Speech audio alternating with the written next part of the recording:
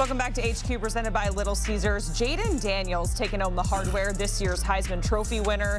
He's the third LSU player to win the award and the first since Joe Burrow back in 2019. Daniels accounted for 50 total touchdowns this season, 40 through the air, 10 on the ground. He's the fourth player since 2007 to win the Heisman despite being part of a 3-loss team. So now, of course, we look ahead to the draft. We got a lot of talent at quarterback in this upcoming draft class. You're taking a look at the NFL draft quarterback rankings according to CBS. Jaden Daniels coming in at number 3 behind Drake May and Caleb Williams. And just a reminder, you can find that full list of rankings over on CBSSports.com. And we have Brady Quinn, Rick Spielman back with us because we are going to talk about Jaden Daniels, the rest of the Heisman Trophy finalists, and where they could potentially fit in this upcoming draft. We're starting with Jaden Daniels. Not really a surprise that he won the Heisman. There's been some conversation about his size. He looks up to Lamar Jackson. He certainly is a slimmer frame. Right now, Ryan Wilson has him on his mock draft going number 4th overall to the Commanders. Rick, I'll start with you. Where do you think he'll fare in this upcoming draft? Well, absolutely not where Ryan Wilson has him going right now, but I understand he's trying to create some breeders to come see obnoxiously how he would put him that high when they have Sam Howell there. But you have to give credit to this kid. From where he was at Arizona State to where he is now, he became much better passer, much improved accuracy, but his legs and the ability to make plays with his legs, I don't think he's that small. I mean, he's still 6'3", 6'4". Right, he's got a good frame. It's just a little, he can add some bulk to him. But, and I'm sorry, Jacqueline, when he played against the Florida Gators, it looked like the gym teacher running against first graders because he just ran all over the field on them.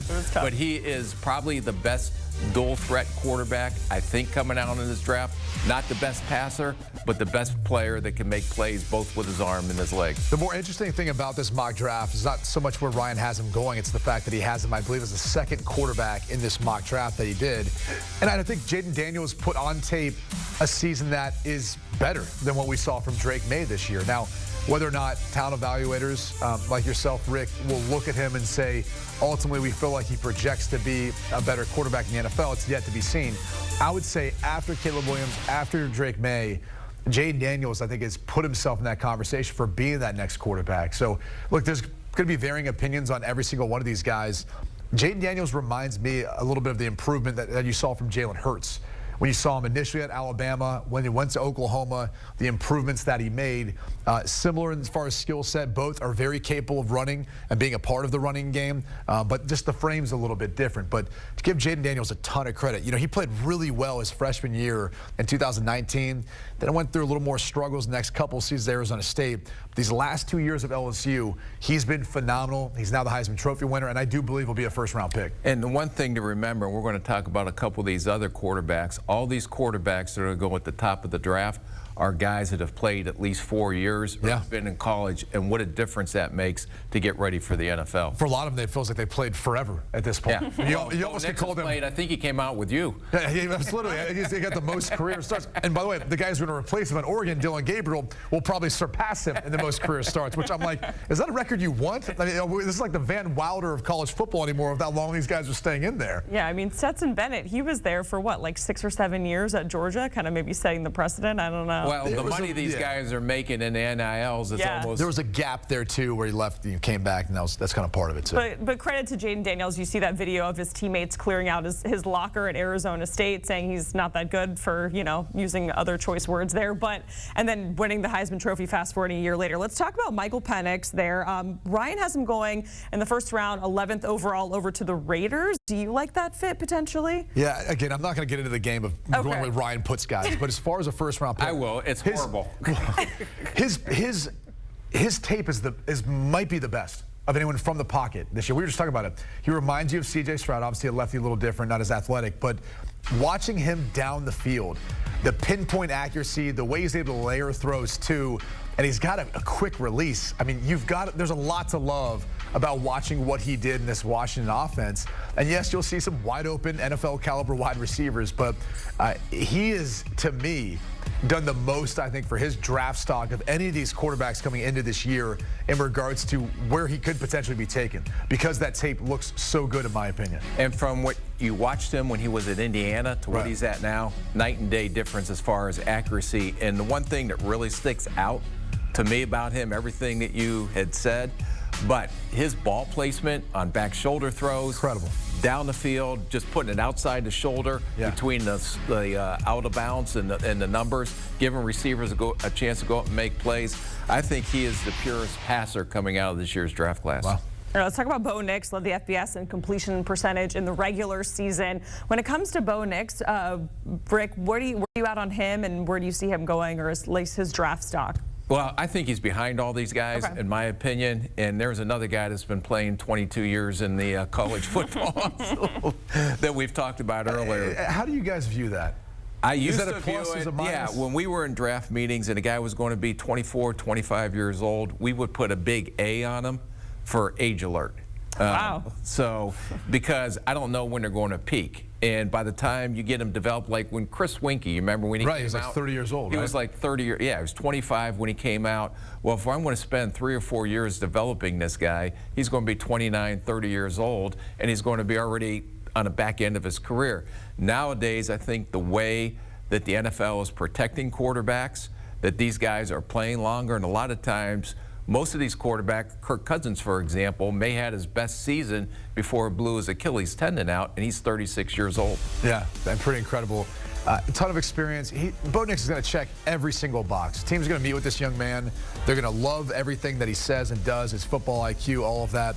You know, his father coached. He's got all those intangibles. He's got the athleticism, too, to impact the running game or take off and run and make defenses scared about that. The question will come down to, where does he stack amongst all these guys? I mean, you've got Quinn Ewers, a guy who's got ridiculous arm talent in front of him. You know, Michael Pennock, we just talked about. I mean, he beat him head-to-head twice and just looked to be the better passer of the two when it was all said and done. So it's a crowded quarterback draft class amongst all of these guys. I think teams will have varying opinions on him and where he stacks up amongst them, but no doubt about it. I mean, he's one of the better quarterback prospects in this draft class. Yeah, Bo Nix ranking 7th in our CBS Sports quarterback rankings. And a reminder, you can find those full rankings on CBSSports.com.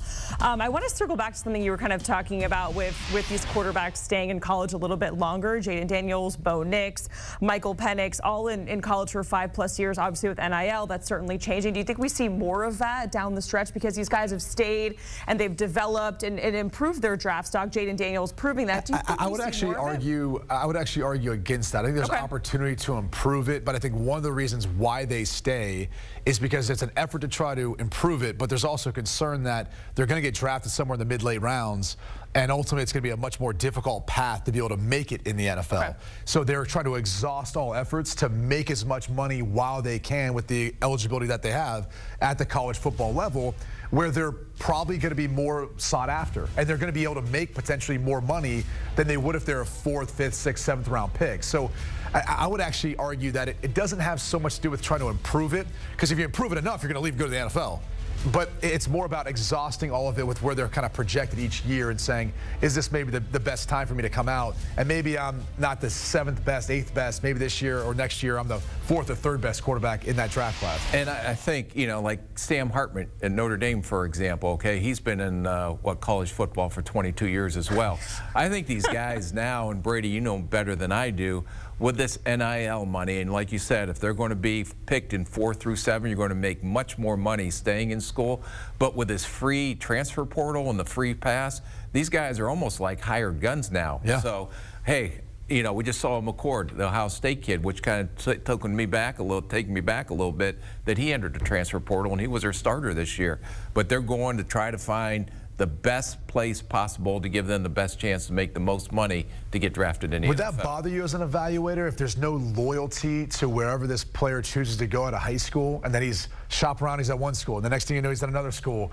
Is that part of the character when you look at him and say, how are we viewing this guy? Does this guy really care about our team, our franchise, our organization? Well, I looked at like Mac Jones. Now, he was behind a couple guys, but he stuck it out. Yeah. And I think a lot of teams talked about that in the draft room. But now the environment has changed. Yeah. And it's like, okay, why should I stay here and make $200,000 and I can go make a 7-figure NIL money at another school? Why wouldn't I try to take care of my family, try to at least make some money doing it that way? I just think 4 or 5 years ago, you would have questioned that. now, because of the environment we're in right now, until they come up with these guys being an employees and having a CBA, right. which is hopefully down the road in 4 or 5 years from now. But until then, it's a wild, wild west. And I don't discredit kids for trying to put themselves in a better position and trying to go out and make money. And there's also parents that are involved in the decision too. Oh, like the parents might be saying, "Hey, too, this is like we would like you to go somewhere else so you can make a little more money at NIL." There's a lot of people who are a part of that decision-making process. Yeah, and the supporters or whoever their handlers are. There are a lot more handlers now in college than there are. And yeah, certainly the transfer portal has been absolutely crazy these last couple of weeks. Some of the quarterbacks we talked about are on their third school. I believe DJU would be his third Dylan school. Gabriel as well, from UCF to Oklahoma, now to Oregon. Yeah, just crazy.